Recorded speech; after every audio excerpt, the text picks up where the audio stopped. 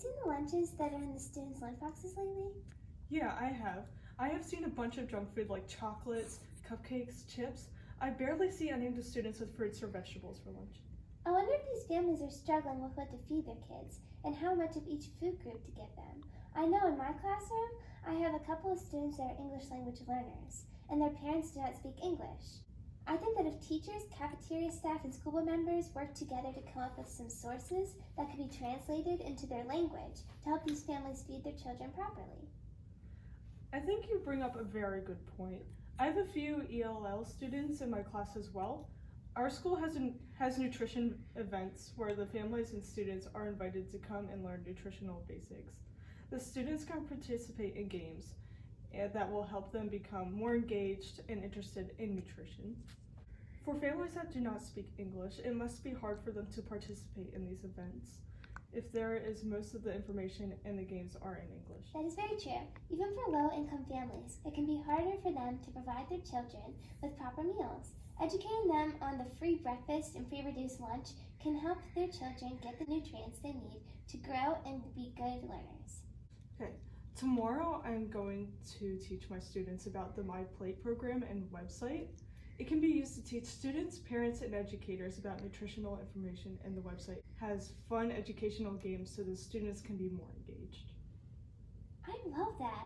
I actually did that last week with my class. I sent them a packet with the students so they could show their families what they've learned and what we've talked about in class. There is even a free printout of a My Plate portion example.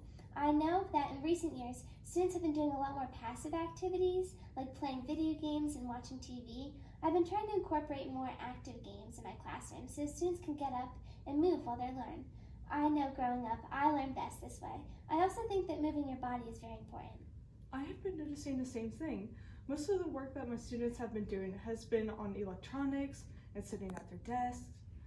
I have also saw that with some of my pickier eaters. Their snacks consist of goldfish and little bites every day. I know that it must be hard for those parents to find food they are sure their children will eat throughout the day that is nutritious. We could try to give these families resources to help them with these struggles. I really think these will help the families a lot. No matter what they're doing and what their child is going through, it is important that we communicate with them and help them with whatever they need. I agree. I hope these families will look at the different resources we are providing to them and start making positive changes. I know we both want what is best for our students and their families.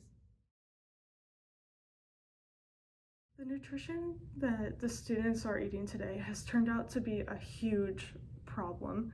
Many students have processed foods in their lunch boxes that I've seen during lunchtime in the cafeteria.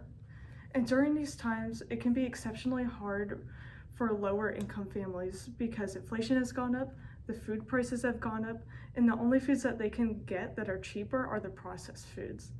And then from this issue, many kids have a poor diet. They do, and they are not as healthy as they should be. For when it comes to future generations, everyone should have the right nutrition to stay healthy and happy. We as a community should incorporate a way to make sure everyone gets the food that they need in order to grow. One way students can learn best is through having someone model it. Students who have teachers and family members who are eating junk food all the time will most likely do so. That is why it's important for teachers to model these well-balanced meals during snack time and lunch. Educating parents about this and providing them with the information that they need can help them also provide their body with well-balanced meals. Since students are in school for 2/3 of their meals, cafeteria staff must provide students with nutritional basics so they can grow and have what they need to be good learners. For families who would like to learn more about ways to provide their children with proper nutrition, teachers, principals, and many others can work together to support these families. This can be communicated through newsletters, school events, announcements, activities, and even assemblies.